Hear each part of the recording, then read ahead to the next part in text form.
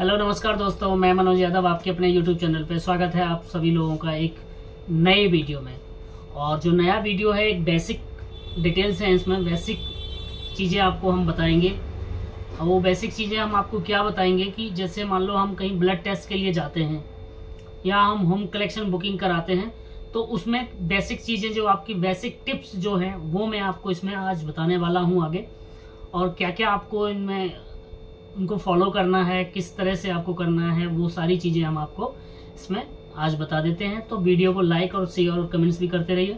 उसी के साथ साथ जो लोग नए हैं तो इस वीडियो को सब्सक्राइब कर लें और वीडियो आगे शेयर करते हैं ताकि लोगों को जानकारी मिल सके। तो चलिए वीडियो में आगे बढ़ते हैं। आप ब्लड टेस्ट के लिए किसी लैब में या सेंटर में या कहीं भी जाते हैं तो जो फर्स्ट ऑफ ऑल जो आपका होता है कि मान लो अगर आपने किसी डॉक्टर को दिखाया है और डॉक्टर ने आपको टेस्ट लिखा है, ठीक है, तो उस डॉक्टर का प्रिस्क्रिप्शन आपको कैरी करना है। मेन इंपॉर्टेंट आपको डॉक्टर प्रिस्क्रिप्शन कैरी करना है। अब यहाँ पे लोगों का एक क्वेश्चन बनता है कि जी हमने अपनी मर्जी से करा रहे हैं, तो जो आप अपनी मर्जी से करा रहे हो, कभी क्या होता है कि हम किसी लैब में या कहीं जाते हैं तो उनको पूछते हैं हमें क्या क्या टेस्ट करवाने चाहिए।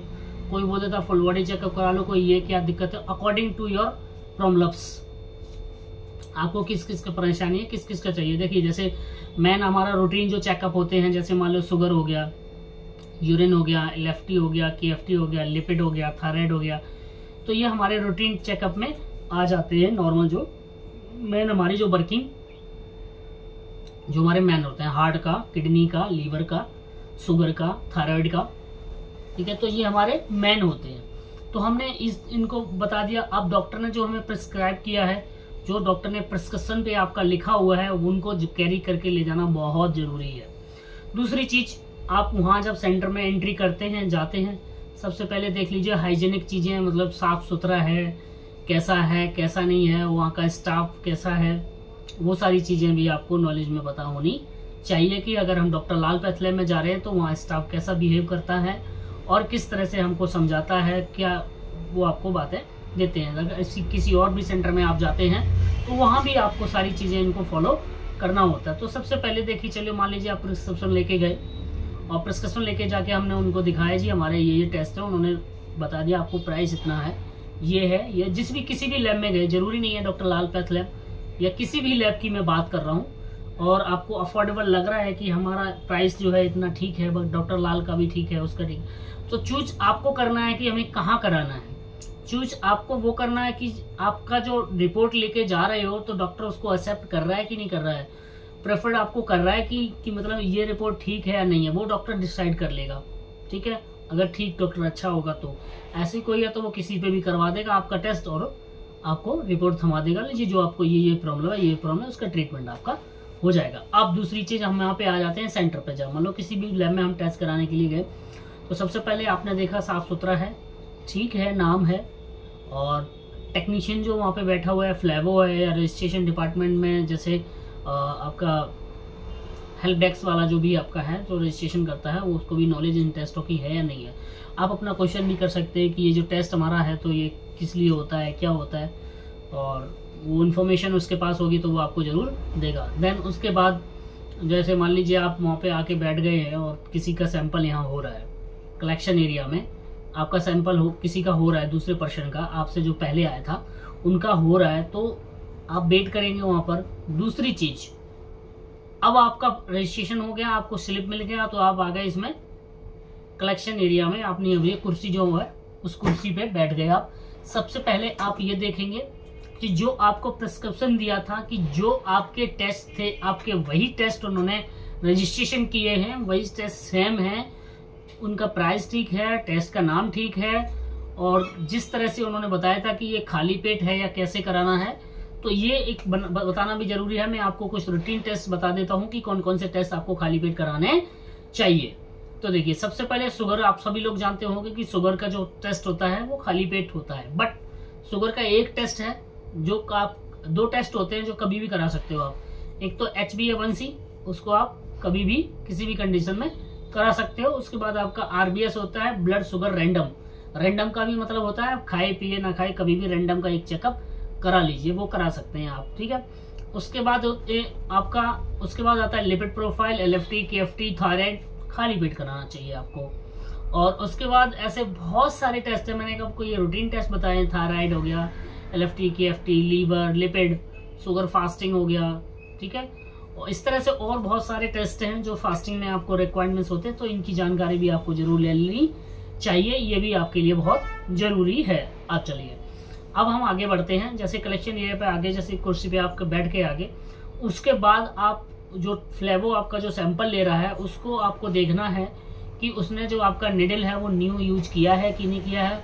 उसने आपके सामने उसका जो रैप होता है, उसकी जो सील होती है, उसने आपके सामने खोला है कि नहीं खोला है, कॉटन उसने यूज किया है, अल्कोहल स्वैब उसने यूज किया है, हैंड ग्लव्स उसने यूज किए हैं, वाइल्स आपकी जो है वो एक्सपायरी वगैरह नहीं है। आप इस चीज को खुद चेक कर सकते हैं, ये आपके लिए टिप्स जो हैं जो बहुत इंपॉर्टेंट है, और इन टिप्स को आप जरूर फॉलो करें किसी भी लैब में टेस्ट करने जाएं। सबसे पहले आप देखें जो आपकी निडल है वो एक्सपायर तो नहीं है। दूसरी चीज, निडल उसने दूसरी यूज की है या नहीं की है। तीसरी चीज, उसके वाइल में जो सैंपल ले रहा है वो वाइलें आपका जो है एक्सपायर वगैरह तो नहीं है।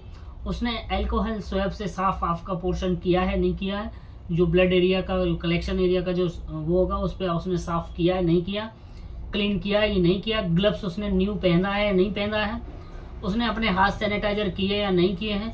ये सारी चीजों को आपको, इन चीजों को फॉलो करना बहुत जरूरी है, ये आपके लिए बहुत ही इंपॉर्टेंट चीजें हैं, ठीक है। दूसरी चीज आप इसमें ये भी देखेंगे कि जो फ्लेवो आपका सैंपल ले रहा है, जो फ्लेवो आपका सैंपल ले रहा है, आपका जो टॉनिकेट बांध रहा है वो ठीक बांध रहा है। अब प्रिक करने का जो उसका तरीका है, प्रिक करने का जो उसका एक प्रक्रिया है, वो सही से वो कर रहा है कि नहीं कर रहा है। उसने जो ग्लव्स वेयर किया है वो प्रॉपर से वेयर किए नहीं किए हैं। जिस बाइल में वो अगर सैंपल ले रहा है, जैसे मान लो शुगर का ले रहा है तो शुगर की बाइल उसके पास है या नहीं है। अगर CBC का, HbA1c का ले रहा है तो उसके पास EDTA है या नहीं है।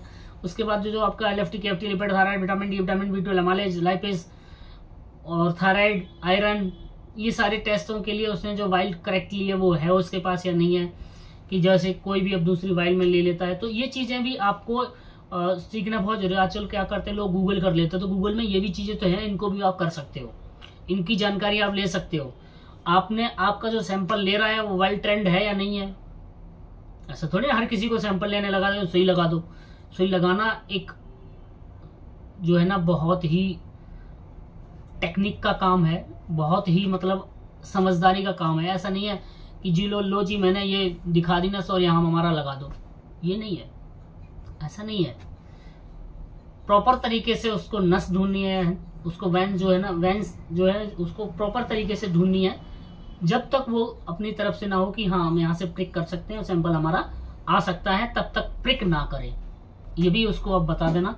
आप पूछ सकते हैं उसको कि भाई आपको मिल गई सही से, प्रॉपर तरीके से आपने इसको सर्च कर लिया नहीं कर लिया, अब आप प्रिक कर सकते हैं, ठीक है।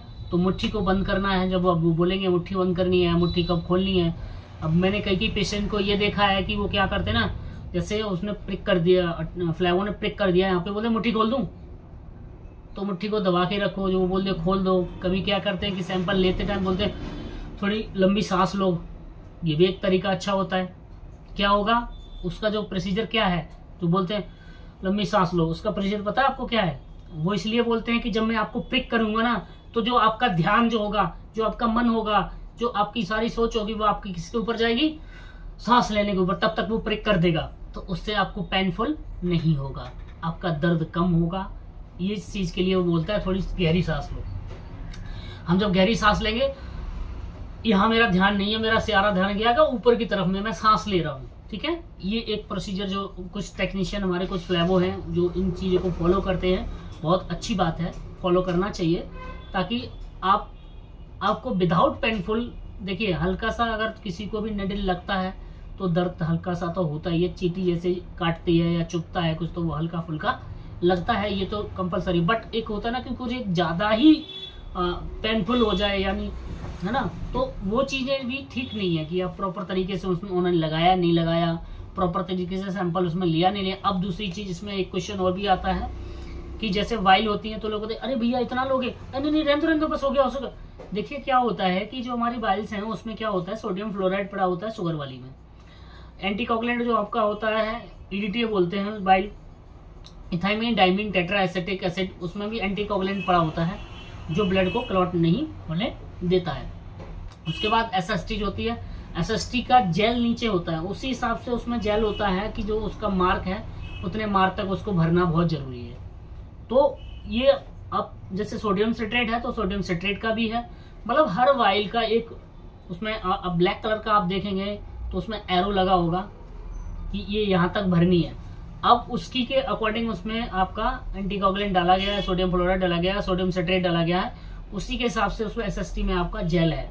तो इन चीजों को भी आपको ध्यान में रखने योग्य बातें हैं। अगर मुझे लगता है कि कोई मेरे से बात छूट रही है और कुछ ऐसा लगता है कि हाँ, दूसरी चीज उस जो सैंपल ले रहा है उसने आपका नाम प्रॉपर उस बाइल पे लिखा है नहीं लिखा, उसने जो बारकोड आपको मिला था वही बारकोड उसने उस पे लगाया नहीं लगाया, और आपको जो बिल मिला है वही बारकोड आपके बिल पे है या नहीं है, आपका नाम ठीक है या नहीं है। आप ये चीज पहले से चेक कर लें, आपका अपना नाम, मोबाइल नंबर, एज, टेस्ट, ठीक है, आप मेल फीमेल जो भी हैं सारी चीजें आपको चेक करना है। आपके डॉक्टर का नाम ठीक है या नहीं है, कोई स्पेलिंग मिस्टेक हुई या नहीं हुई है, इन सब चीजों का भी आपको ध्यान रखना योग्य है। क्योंकि एक आप अच्छे पर्सन की तरह अगर आप इस नॉलेज के साथ आप जाते हैं तो क्या होगा, जो रजिस्ट्रेशन कर रहा है उसको भी प्रॉब्लम नहीं होगी, और आप भी बाद में उसको बोल नहीं पाओगे कि जी हम आपने गलत कर दिया है या फिर कुछ भी है। जो आप पहले तरीके से उसको रीड कर लें, जब तक दूसरे किसी का सैंपल हो रहा है तब तक आप अपना वो जो पर्चा आपको मिला है उसको रीड कर लें, प्रॉपर देख लें कि मेरा नाम ठीक है, मेरा सेक्स ठीक है, मेल फीमेल है क्या है, मेरा मोबाइल नंबर ठीक है, मेरे डॉक्टर का नाम ठीक है, मैंने जो टेस्ट बोले थे वही टेस्ट हमारे हैं इसमें। तो ये सारी चीजें आपको प्रिपेयर करना बहुत जरूरी है। तो एक छोटा सा वीडियो था आप लोगों के लिए, लाइक शेयर कमेंट्स कीजिए, सब्सक्राइब कीजिए। इसी के साथ वीडियो को हम समाप्त करते हैं। जय हिंद, जय भारत, जय जवान, जय किसान, जय Shri Ram. Thank you so much. जय श्री राम। ठीक है, तो ये शेयर करते रहो। Thank you, bye bye.